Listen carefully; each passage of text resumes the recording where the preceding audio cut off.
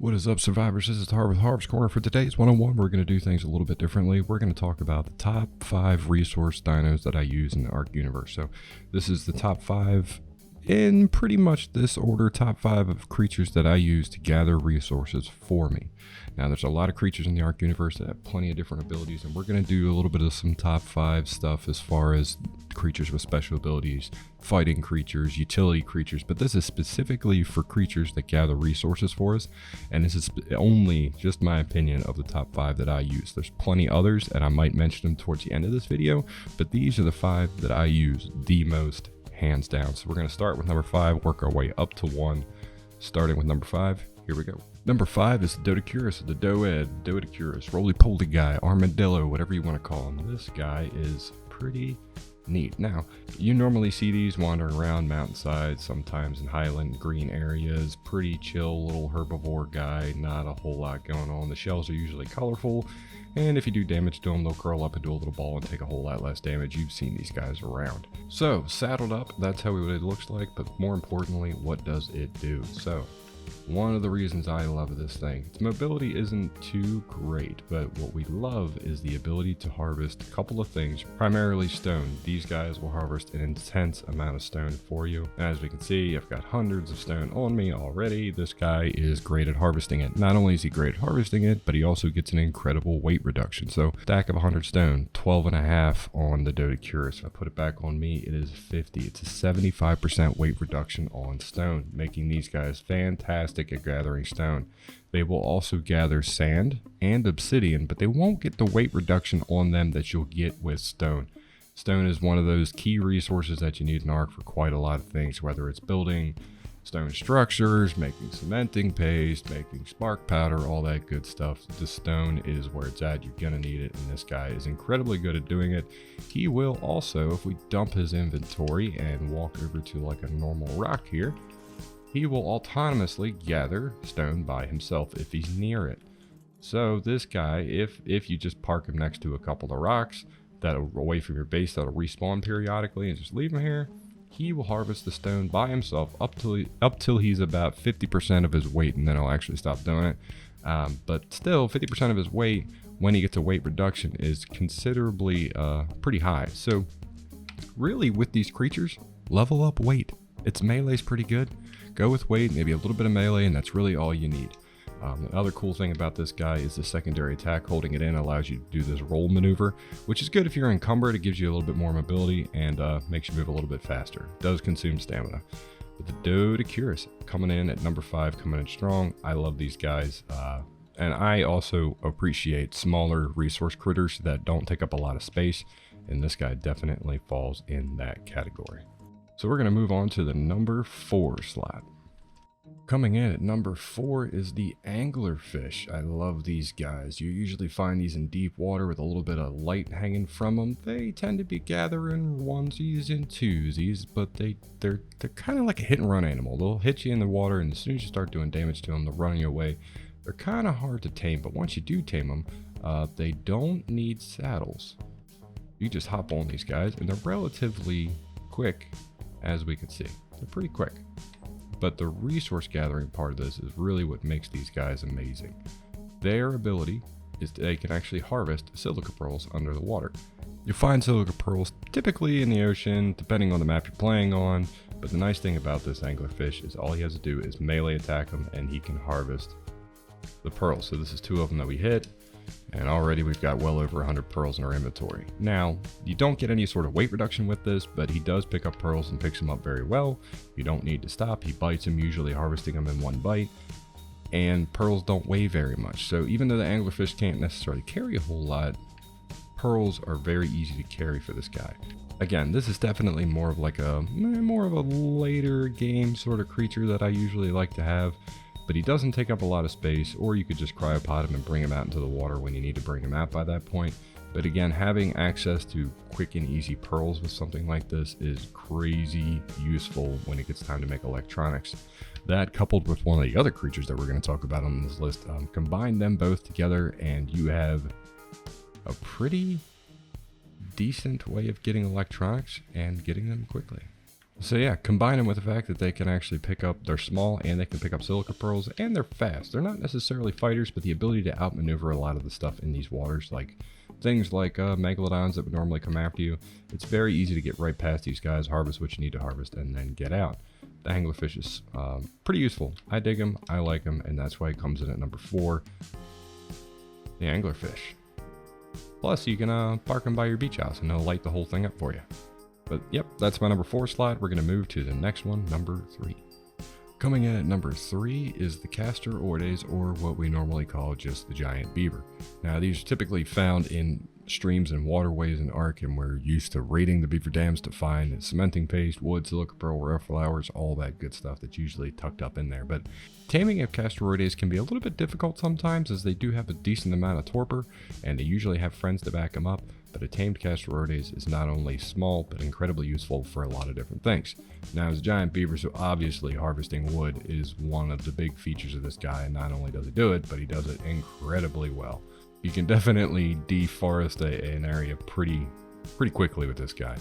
So he also will gather berries for you, which is another kicker, which I like. So he gets a discount on wood, and as you can see, a stack of 100 wood's weighing 25 on me, or 25 on the Castor-Oides, and then 50 on me. So it gets a 50% weight reduction on carrying the wood, which is awesome.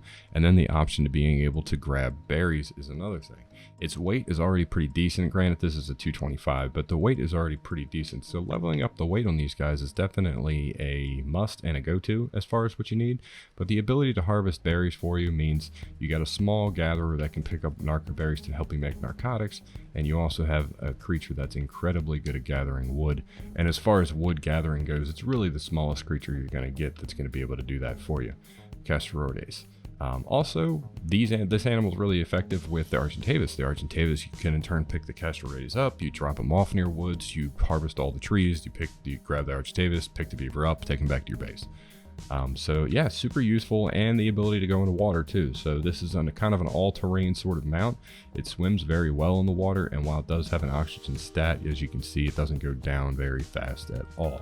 I also like this critter being able to shoot from it. That's also a big thing of mine, but specifically for grabbing the resources for what we're intending on this top 5 countdown, this is definitely one of the go-tos that I have. When I look at resource dinos, I look at how effective are they at gathering a specific resource that other creatures are not, what's the size of them, and do they have other abilities on top of that. This is the smallest wood gatherer you're going to find, still gets a weight reduction on wood, can also grab berries, and is an all-terrain mount, can go anywhere you need him to go. Love the giant beaver, and that is why the giant beaver is on the number 3 slot. One other side note to note about this guy is when they have a saddle on him, they work as a mobile smithy. So anything that you could craft out of a smithy, you can now craft on the Castor-Oides once their saddle's on there. So you got a mobile smithy while you're running around too. But that's the giant beaver. That's number 3. We're going to go to number 2. Number 2 is the Ankleosaurus, or Anklo, or Anky as it's often called. This little spiked, short-legged guy with this crazy, nasty tail on the back end of him. Serves a whole lot of purposes, but the first and foremost is the ability to harvest metal for us. This is a metal harvesting machine. This guy isn't terribly fast, but it makes up for it with the ability to smack metal all over the place and to haul it away with a crazy amount of efficiency. Metal, he'll grab a little bit of stone, but primarily he's a metal gatherer. He'll also pick up flint for you. He'll also harvest oil for you, and he'll also harvest crystal for you. This guy is a mineral harvesting machine that gets a crazy weight reduction to metal, as we can see. So stack of 200 metal, weighing 50 pounds on the Anklo, weighing 200 on me. It's a 75% weight reduction for normal metal nodes, making a tamed one of this, leveled up in weight, a incredibly useful tool for gathering metal. His secondary attack is like a little bite attack, and that will actually harvest berries for you too. So if you don't have access to a berry gatherer and you got some Ankies, you can definitely use them too. They're not terribly effective at it, but the ability to harvest something, especially if you're out and about and it needs to eat, it can harvest its own food for himself, so that's always a plus. Highly recommend leveling up in weight. Oddly enough, while these creatures aren't really meant to be roaming around in the water, they're surprisingly quicker than you might think. They're about the same speed as they would be on land out here in the water, which is kind of odd, but it makes shallow underwater metal nodes easily obtainable by this guy.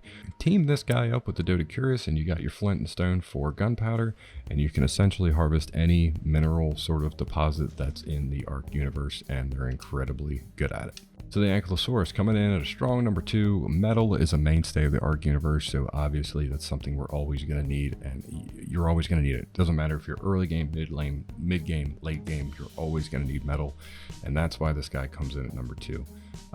Yeah, the Ankleosaurus, love him. All right, so we got one more to talk about, and that is our number 1 slot, and that's coming right now. All right, coming in at number 1 is the Therizinosaurus. The Therizino, the Tickle Chicken. It's got a lot of apt names. Ticklesaur, Tickle Chicken. It gets a lot of different ones. This bird-looking, Edward Scissorhand having feathered guy, while might not be the best looking creature in the Ark universe, is definitely one of the most useful, and we're going to talk about why. Therizino is not only a creature that can put out an immense amount of stopping power in a fight compared to its size, but it's also useful at harvesting just about anything that isn't a rock in the Ark universe. So it will harvest berries, it will harvest fiber, it will harvest thatch, it will harvest hide, it will harvest keratin, it will harvest rare flowers, it will harvest silk. And the list goes on and on. He has a couple different types of attacks that make it significantly better at harvesting certain things.